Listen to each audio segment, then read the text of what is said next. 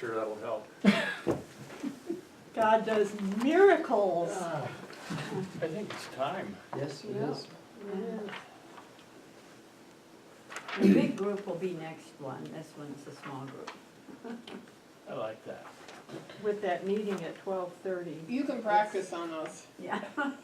I'm an NFP, INFP. I didn't put that down. As a precursor to all of this. What does that mean? Introverted. How many of you have been to the other classes? Just I Is still it don't do that. one Listen to all of them. Okay. Introvert. Do you know the general idea, the introvert, extrovert, sensing, intuitive, thinking, feeling? Okay, I assume so. A little bit. What we forget. So, just to let you know what I am, INFP, so intuitive, introverted, but I'm almost a split between the E and I. So actually I took it a month ago when I knew I was going to be doing this, before I really got back into it, because I haven't taught since 1984, and then I've done adult ed classes, I think like 10 years ago, part of the university series the Catholic churches have, starting about now until Easter. So the first few years I did some adult ed classes, but on couples communication, not on Myers-Briggs. So anyway, I took it and there were some changes. One was I was slightly more E back then, now I'm slightly more I. So but when you're interpreting it, if it's 1.6446, like for me, 60/40, it could be different if you turn around and took it the next day. Because you probably, how many of you, when you're filling it out, that I could, they're both true for me.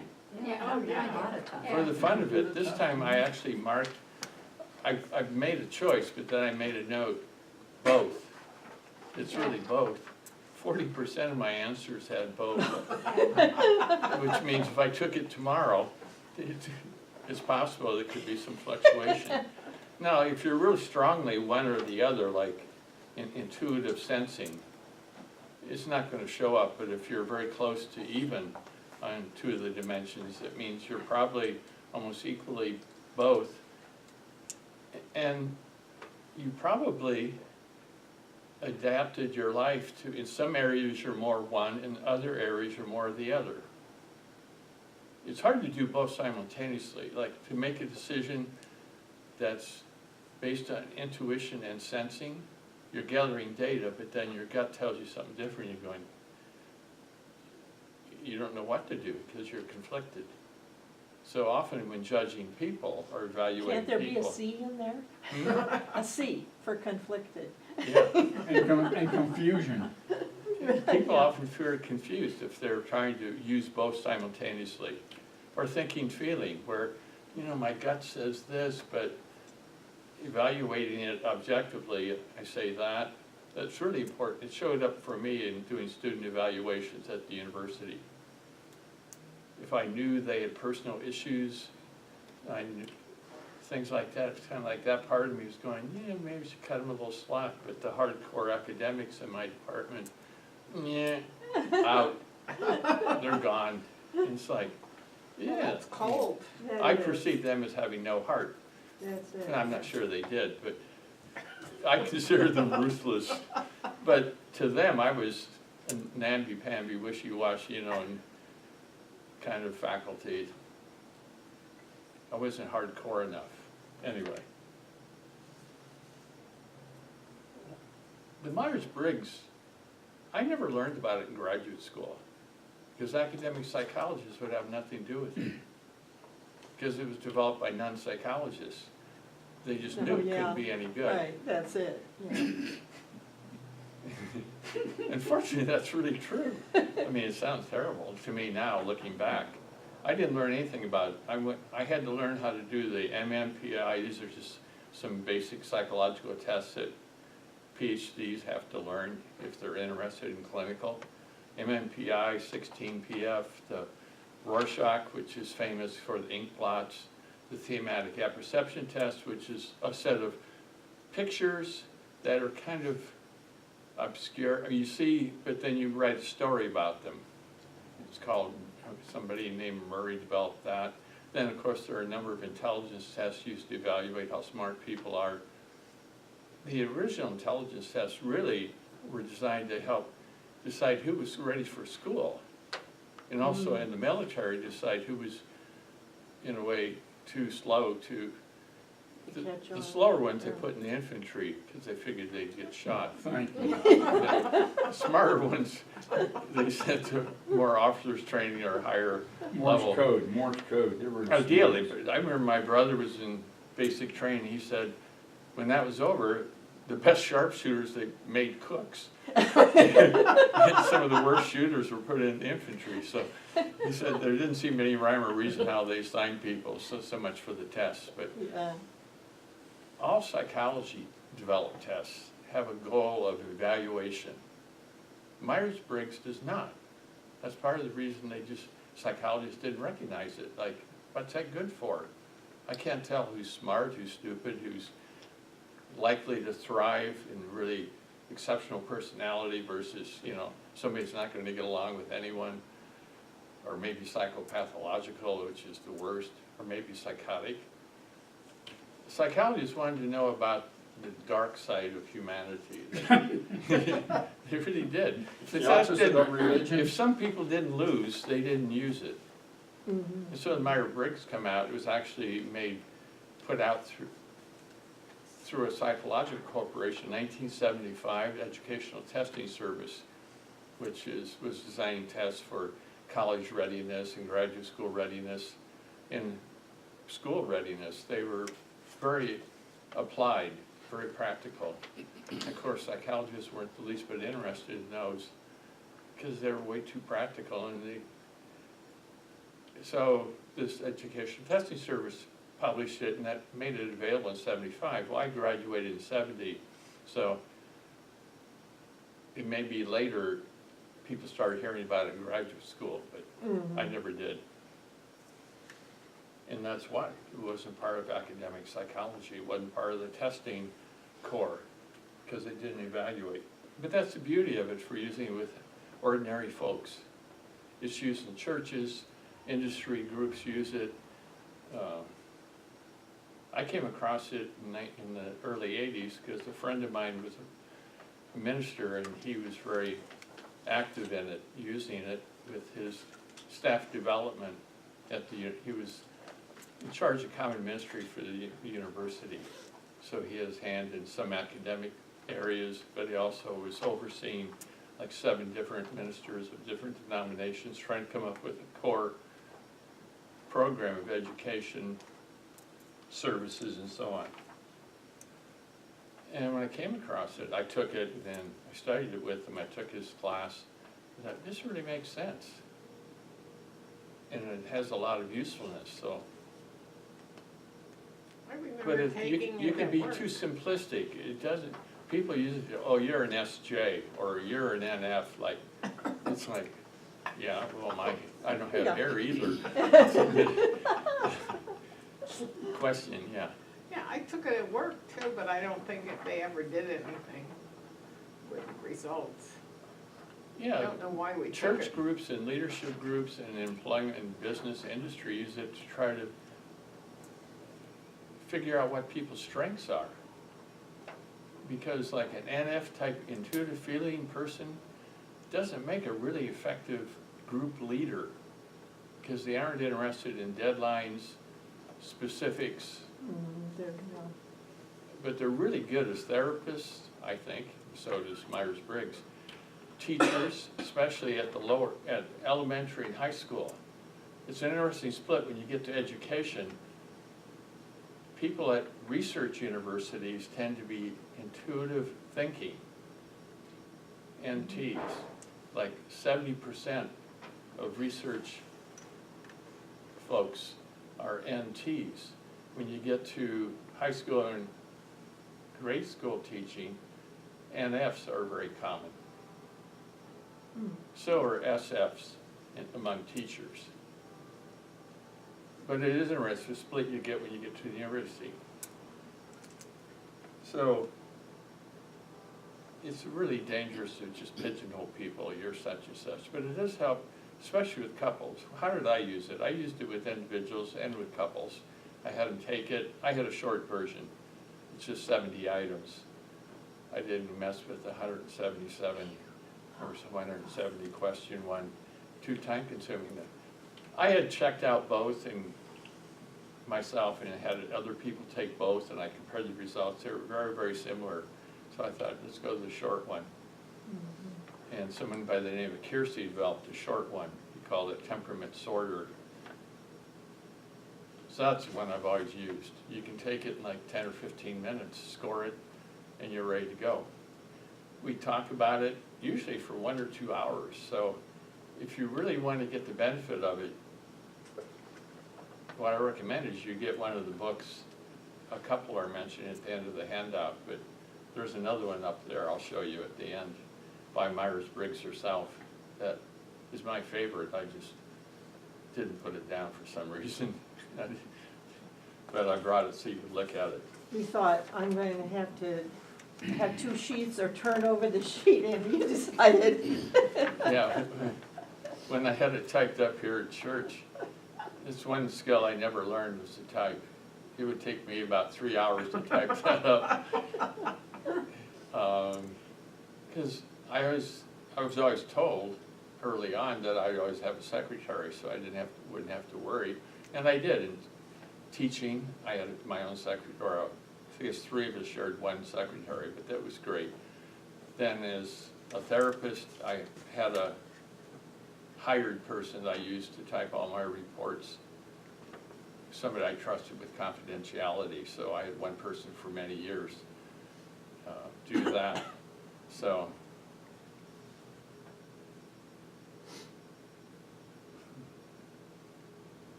And copy and paste. what about flexibility? You know, is it kind of determined, if you're a certain type, are you kind of determined to be a certain way? And it's really about propensities or inclinations. An intuitive person can actively and consciously cultivate the sensing side of themselves and pay more attention to details, data, information. They can choose to do that in terms of how they interpret the world. I think the opposite may, thinking you can become intuitive, I don't think that's easy. No, I don't think you could. I mean, the opposite way of what you're saying. If you're strong, say, sensing, intuitive, if you're a strong sensor, you can cultivate the intuitive, but you'll never be strongly intuitive. You won't be able to, I've never heard of anybody be able to reverse them if they're strong one versus the other. But I will show you, if you talk about historically, these are 36 years apart. This is me. SN, I'm almost all N 36 years ago. There's, I think, 95% this, about 5% this. And thinking, feeling was about the same, about 95%, 5%, 36 years ago. Well, I'd never lived in the real world. I'd been in graduate school. I taught for 12 years in a university. The universities are not the real world. If you live, my life was the university. They don't call it an ivory tower for nothing.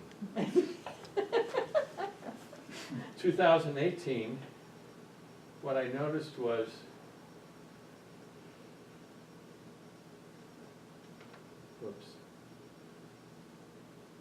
the S had gotten much stronger over the 36 years.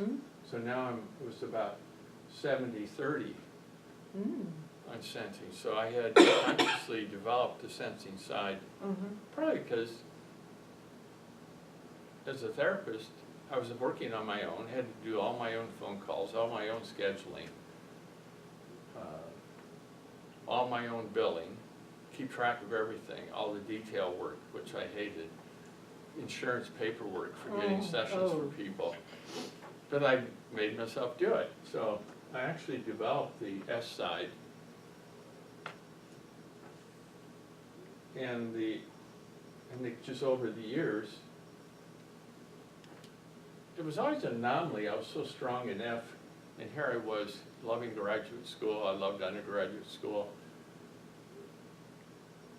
But the feeling was like 90-10 or something like that, 90%, 10%.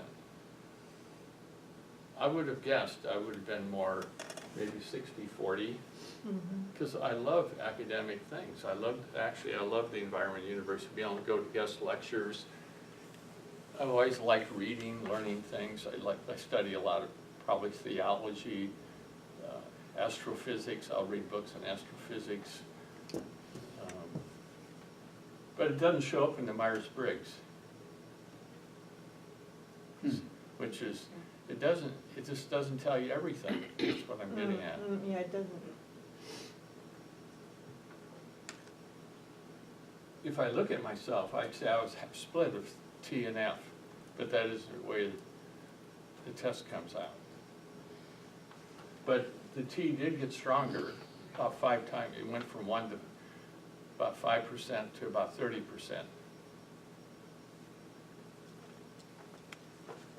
And so you can consciously develop, and it's really important for couples, one, to be aware of what their partner is, to help them explain some of the difficulties. Because our temptation is, if I'm a feeling type person, if I make decisions based on feeling and you're strongly thinking, I'm going to be skeptical of the decisions you make or the conclusions you reach. I'm going, yeah, no heart there. Like there's something deficient. And I did that for a lot of years. I wouldn't share it with people, but I couldn't make them in my head. I was incredibly judgmental for a long time. I just kept it quiet. Because I learned people didn't like criticism. And that really didn't sit well with being a therapist. You have to be really, truly accepting. So I had to make some real switches, which felt real comfortable, because at some level, I am making decisions as a strong feeling-oriented person. Although I had to do evaluation, which I did. I sometimes, as a therapist, had to write evaluations for people's jobs. Amgen would send people to me for various problems, and they'd want a letter at the end. What's your take on this? Should we put him back into his management? There's usually somebody at a director or management level. They never sent the other folks to me. They were all either vice presidents, directors. I guess they're the only ones that they're really concerned about. And no workers. They were alienating people that they were working under them, and that was the problem. And that's not good for a company. Well, So, and then there's parent, adult, child. You know, that you're putting them down. Everybody else has no problem with them, but you were a parent and you feel and some parents really think they've got authority and they need to tell it, share their opinion about their child, to their child. Whoa. yeah. Well, one of my specialties in teaching was child development, so I had a lot to say about parent-child stuff Yeah. and how to treat kids and how to deal with Well, them. it's the adult children, And- not little But teenagers. adult children and their parents, I saw a fair number in my practice. People that couldn't talk to each other, couldn't get along, would go years without speaking. I have friends that are in that position. Well, and then you get the parent who is so devoted to their child that the spouse is the enemy. All negative about the spouse and positive about their own kid. Yeah, you have splitting of a family, you have allegiances. My take is I raise them, they're adults. Yeah. I have no control over what they do. I either accept them the way they are, or we have difficulty. And they're my children, I'm going to accept them the way they are. That's gracious. That's certainly ideal too. Raise them and let them say, Let them I have bloom. one son who was a real problem, and I wasn't like that with him, but you had to be. I mean, he was off on the wrong track, for sure. as someone said to me that had their kid sleeping on their front lawn, what am I supposed to do, call the police and have him dragged away? He'd been living in his car out in the street until his car got repossessed. And then he started sleeping in a sleeping bag because they wouldn't let him in. Well, Because they were afraid sometimes he'd you never can't. leave because he had no job. Oh, my goodness. That is tough love. That is real life. I mean, I saw And he enough had of to that. sleep on their lawn, he couldn't sleep in the neighbor's And lawn. I'm talking this area, Canal Valley, I'm not talking about some place in Kentucky. That'd be normal. That's the opposite of enmeshment. Tough love is hard. So, but those of you necessary. familiar with Gibran, who's a poet, a mystic, he wrote a thing on, he had topics in his book on the prophet. One was on children. I used to read it to my class.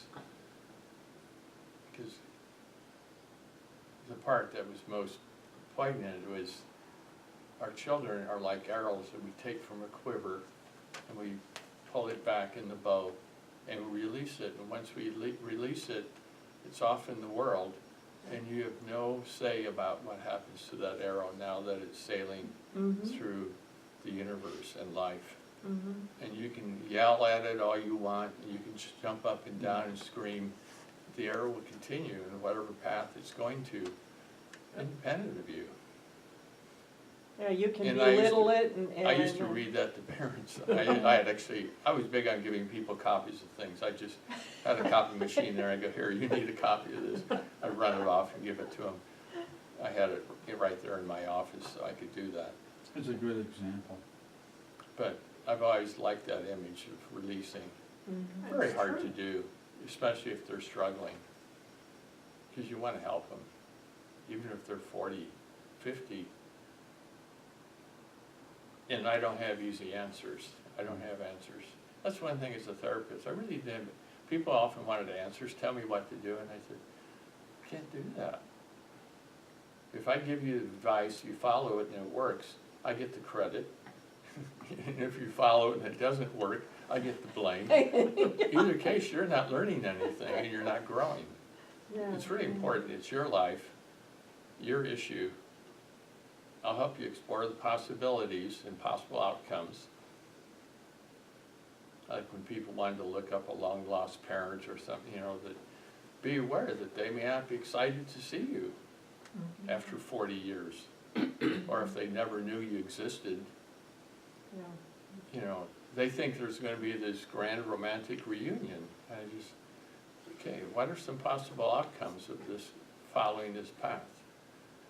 And usually, once they see it, they go, because they may have a picture in their mind of how it's gonna go. And that, living with assumptions are dangerous. Like, oh, I'll just assume this is the way it'll be, and then it's not, you're devastated. Well, the pastor once said something that really, we related to, and that was, we have, children, grandchildren, great-grandchildren. The pastor meant it in a positive way, but it could be taken another way. He said, being a parent is a life sentence.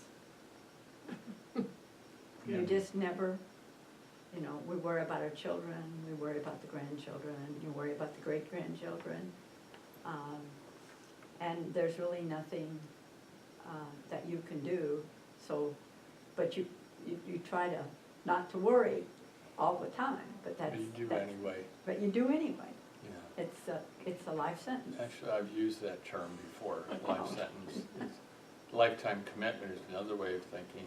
Yeah. I remember the morning my daughter was born, I looked at her and I was holding her in my arms, and I still remember, it was one of those transcendent moments. I felt connected to heaven, earth. There's something majestic about it. And I looked at her and I thought, my life will never be the same. I'd never felt that way about any event in my life. My life will never be the same. This is forever. Mhm. How about when you got married? It wasn't, what it turned out not to be forever. And, I didn't, and I kind of knew that on the wedding day, something was wrong. It's one of those, the number of people I saw that had gotten married, even though they had serious qualms, was astounding. And since I was one of them, you know, it was easy to just help people, because I'd share my own experience. I go, yeah, I know what that's like. You have these questions, qualms, and people say, oh, they're just last minute jitters, don't worry, don't pay attention to it. Yeah, some inner queasiness That's is that maybe your inner self going, nah. I know one woman that intuition. tried to cancel it a week before her wedding. And she said, my dad said, I've reserved a hall in Chicago. I put down $5,000. I'm gonna lose it. You're getting married. So she did, and then got divorced by 8 years later. Through really difficult circumstance. She gave up everything, the house, all his retirement, just to get custody of their daughter, You know, which he gave her. He said, okay, I keep all the money and house, you. Yeah, you take So the she- kid. She started graduate school at the age of, I guess, 36. but you reach a point where nothing matters. You know, money, anything, just freedom. Yeah, that's Yeah. what she wanted, freedom. Yeah. And she was an incredibly nice person. I mean, and it was like, what was wrong with that guy? Anyway, she knew it wasn't right. And, Yeah, amazing. but she went along with it. I got a question. Yeah. About the arrow.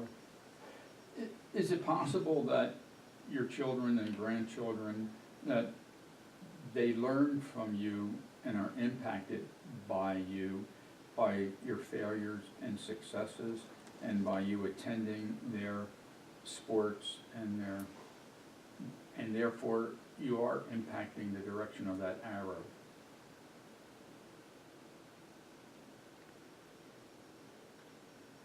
I guess I think of the arrow leaving the bow is after they leave home. That's how I think of it, not when they're born. So yes, raising your child or children, you have an incredible impact on them. I think forever you do. And my grandparents had, I think grandparents have a great impact on their grandkids. They can, yes. Yeah. And aunts and uncles too. Some grandparents don't have access to their grandkids, Mhm. which is sad. Well, I don't mean, it doesn't have to be in person, it can be in letters or on the Oh. phone or, Yes. And society has an impact on them and the community, Sure. the I know a environment. lady who doesn't want not much to do with her grandchildren. She moved away, so she wouldn't have to be involved in babysitting or anything, and I think, Yeah, I had How grandparents that sad. weren't at all involved with us, how sad. so they were like, didn't exist, Yeah, except on, so far as how they impacted my mom and dad, and then I saw that.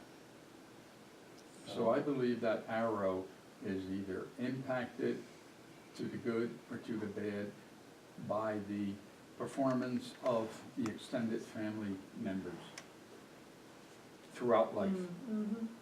throughout life. Impacted, yes, but I'm saying to a positive way or to a negative way, just being involved is going to affect the direction of that arrow. most young adults I know, well, millennials, 30s, I seem to don't have think you agree with me, John. have a really conflicted relationship with their parents. Like, it's almost like a love-hate, you know, they'll hear some things and they react real badly, hear other things from them, and it's like, thank you, I really appreciate you. Well, I say if you're. Yeah, you can impact, my dad could impact me with a 30-second phone call when I was 45 years old. So I learned not to call him. But that didn't go so well. So I finally mended the fences there years later and we reconnected. But yeah, he could upset me in less than 30 seconds. oh, yeah. He was very critical and judgmental.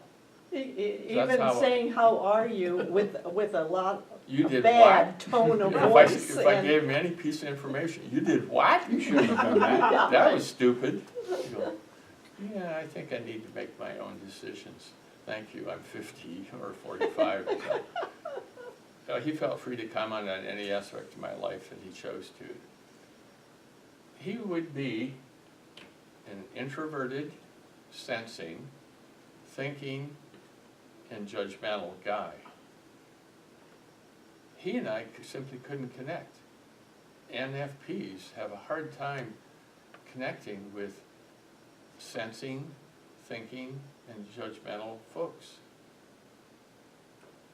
One of the reasons I was in private practice, I didn't want anybody telling me what to do. I didn't want to have to deal with a boss. At the university, you pretty much, I had a lot of autonomy. I met with the chairman once a year to discuss how I was doing and what I'd do the next year. Once a year. It's like, howdy doody. I was publishing and I was teaching my classes and I'm getting decent reviews in the classes. So, from his point of view, he was okay and he let me teach what I wanted to teach. Other folks weren't so lucky, but where he wanted them. I knew after 1 year I didn't do well with large classes of 200. It's just not my style. Intuitive, feeling, process oriented.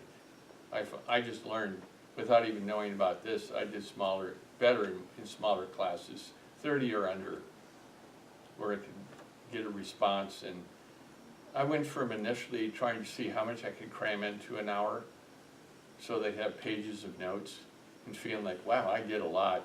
Then I realized they'd walk out the door and forget most of it. Yeah, right. So I focused on getting across 3 or 4 main points, which is what I view as a good sermon. 2 or 3 maybe good points in a sermon. I'm happy. Somebody gives me 10 or 15, I walk out and go, what was it about? Yeah. I've actually had that experience of walking out and going, huh? Yeah, what was that? What You know, was what that was about? that? But I never had that experience that they do 2 or 3 points that somehow touch my heart. But that's me. Other people are more thinking oriented. They want to hear a teaching. That's what they love. Sometimes I ask people, how'd you like the sermon out on the patio? Oh, I loved it. And I'd say, what did you learn about it? Well, I stopped asking that. Yeah, it's like a quiz. Like, what'd you learn today? Or what was your favorite point in the sermon? You know, I mean, and, I don't know. Yeah. They just know they liked it. Yeah, And that's fine. But a more thinking, especially an ST person, will have details in their mind, a sensing, thinking. They pay attention to details, and they're processing. I was going to, in a more personal vein, when I finished graduate school, I ended up with 2 choices for jobs. I mean, I went and interviewed a number of places I thought I'd rather die than go there, like someplace in North Dakota, and there's some other place, not die, but I'll keep looking. But I had 2 interviews where I was offered jobs that both of them were highly desirable to me, but they're polar opposites. One was a major research university with like 25 faculty, emphasis on research, grants. Teaching, they didn't care. I mean, I found that out. I thought teaching was important because they said it was. When I got there, I realized they could care less about your teaching. Unless students were pouring into the chairman's office with complaints, then they paid attention. But if you were just so-so to very good, it didn't matter. All promotions, salary increases were based on publications and research and grants. So the money you brought in, the things you published in the past year, that's where all the goodies were. Teaching, there was one person there that you probably could, you couldn't have gotten tenure when I was going through their system if you just were a good teacher. If you didn't publish, you're out. I think about 1 in 6 people, when I was going through for my first year or two, they have to decide by your 5th year whether to give it to you or not. Yes or no. And I think it was like 1 out of 6 were given tenure. I went on sabbatical to Princeton 1 year. That was great. And the major professor I was kind of working with there bragged how they only give tenure to 1 out of 25. I said, why would someone come here knowing that they've got like that much chance of getting tenure? He said, we're one of the most elite departments in the country. Anybody who feels privileged should come here for a couple of years, because that will follow them everywhere. He said, it's no shame to be at Princeton for 3 years and leave. If you go to whatever place and leave, that's different. But he said, we're the cream of the crop. You might say he was a bit arrogant.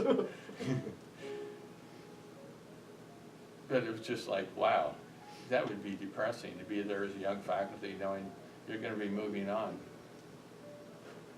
So one choice was a research university.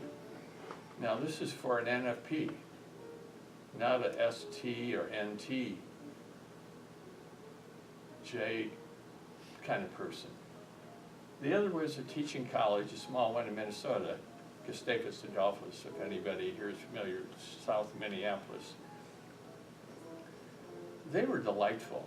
They had 5 or 6 faculty. They emphasized student relations, faculty-student relations, faculty collegiality, working with other departments. Actually, that was, in a sense, perfect. But I had to pick. I couldn't take some of each. Like, I'll take some of that, some of that. And so my major professor said, it's a done deal. I'll never talk to you again if you go to a teaching college. I got you a job at a university. He said, that's like, for major professors, that's the feather in their cap. Where are your students gone?